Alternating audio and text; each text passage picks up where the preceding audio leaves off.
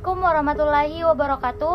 Perkenalkan, saya Ayu Amelia, koordinator dari PPH Pasal 24. Nah teman-teman, sebelum kami membawakan presentasi hasil diskusi kami, saya akan memperkenalkan teman-teman kelompok saya, yaitu pemateri pertama saya sendiri Ayu Amelia dengan nomor NIM 35119080 asal Pangkep, umur 19 tahun.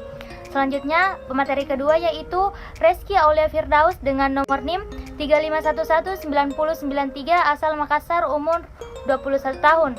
Dan pemateri yang terakhir atau pemateri yang ketiga yaitu Titi Mutiara dengan nomor NIM 35119097 asal Endrekang, umur 20 tahun.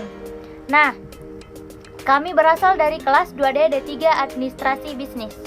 Baiklah teman-teman, materi yang kami akan presentasikan ini bersumber dari buku perpajakan teori dan kasus oleh Siti Resmi tahun 2019, penerbitnya yaitu Selemba 4. Pertama-tama, saya akan menjelaskan pengertian pajak penghasilan pasal 24, yaitu pajak yang terutang atau dibayarkan di luar negeri atas penghasilan yang diterima atau diperoleh dari luar negeri yang dapat dikreditkan terhadap pajak penghasilan yang terutang atas seluruh penghasilan wajib pajak dalam negeri. Pengkreditan pajak pasal 24 ini dilakukan dengan syarat bahwa hutang pajak tersebut harus dari sumber penghasilannya.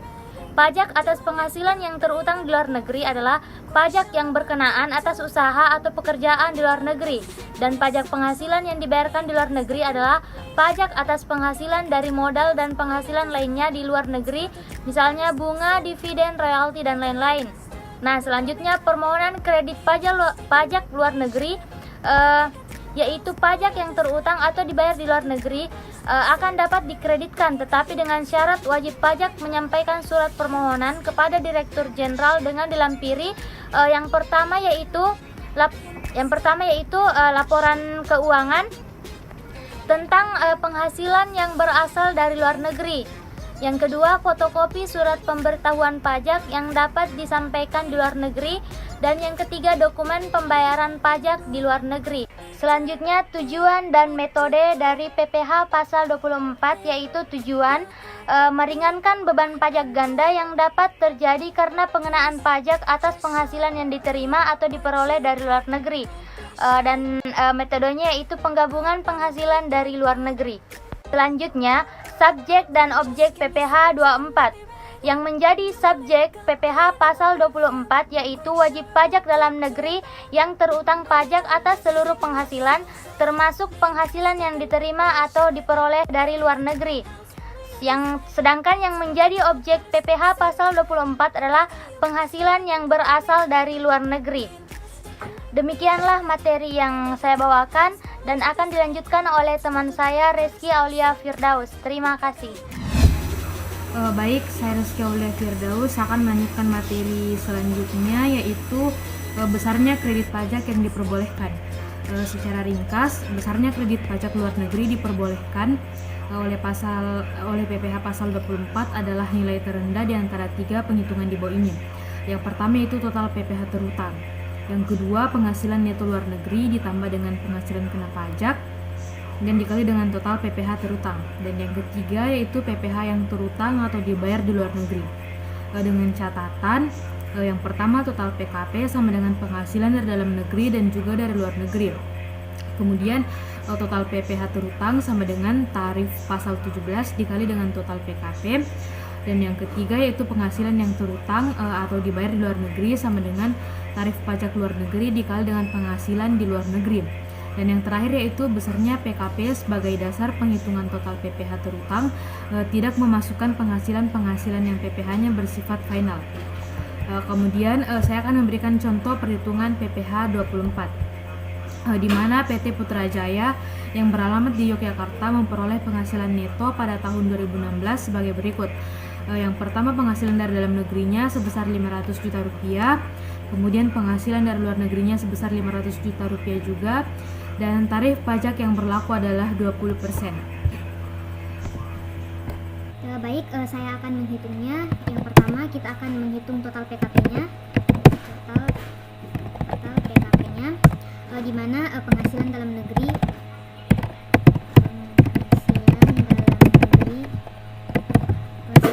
500 juta rupiah.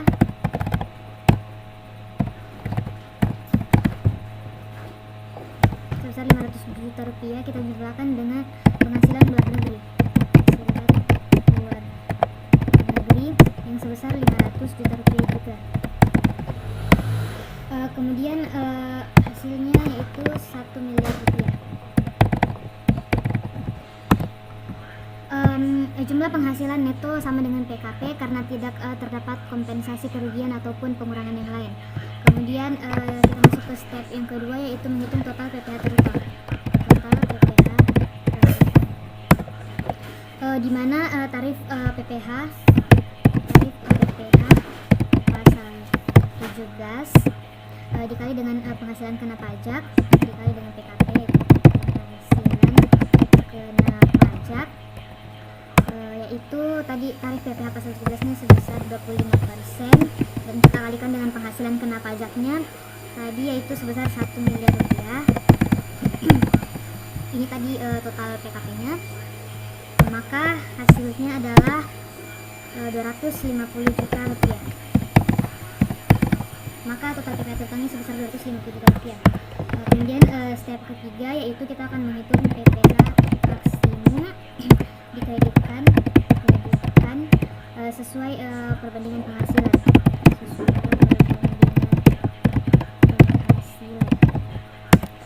Di mana penghasilan luar negerinya dibagi dengan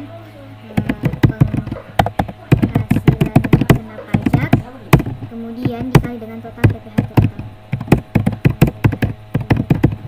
Di mana penghasilan luar negerinya sebesar 500 juta rupiah dibagi dengan penghasilan kena pajaknya PKP-nya tadi itu 1 miliar rupiah. Maka dan kita akan kalikan dengan total PPh terutangnya tadi yang ini 250 juta rupiah. Maka hasilnya adalah 125 juta rupiah. Kemudian kita akan berangkat ke step keempat atau yang terakhir, yaitu menghitung PPh yang dipotong atau dibayar di luar negeri. Dipotong atau dibayar di luar negeri. Cara menghitungnya itu tarif pajak di luar negeri kita kalikan dengan penghasilan luar negerinya, kemudian tarif pajak luar negeri yang berlaku itu sebesar 20%, kita kali dengan penghasilan luar negerinya tadi 500 juta rupiah. 500 juta rupiah. Maka hasil akhirnya adalah 100 juta rupiah. 100 juta rupiah. Kredit pajak luar negeri yang diperbolehkan oleh PPh pasal 24 adalah ini hasil akhirnya 100 juta rupiah atau sebesar PPh yang terutang atau dibayar di luar negeri. Jumlah ini diperoleh dengan membandingkan total PPh terutang, PPh maksimum dikreditkan sesuai perbandingan penghasilan, dan PPh yang dipotong atau dibayar di luar negeri. Ketiga ini kita perbandingkan dan kita mencari hasil terendahnya. Maka yang dipilih tadi adalah ini 100 juta rupiah. Saya akan memperlihatkan secara jelas cara penghitungannya, yaitu ini hasilnya 100 juta rupiah. Baik, materi selanjutnya akan dilanjutkan oleh teman saya, Titi Mutiara. Baiklah, saya akan melanjutkan presentasi dari teman saya, yaitu penentuan penggabungan penghasilan. Penentuan sumber penghasilan. Dalam penentuan batas jumlah pajak atas penghasilan yang dibayarkan atau terutang di luar negeri yang diboleh dikreditkan, perlu diperhatikan penentuan sumber penghasilan sebagai berikut. Yang pertama, penghasilan dari saham dan security lainnya. Maka sumber penghasilan adalah negara tempat badan yang menerbitkan saham atau sekuritas tersebut kedudukan.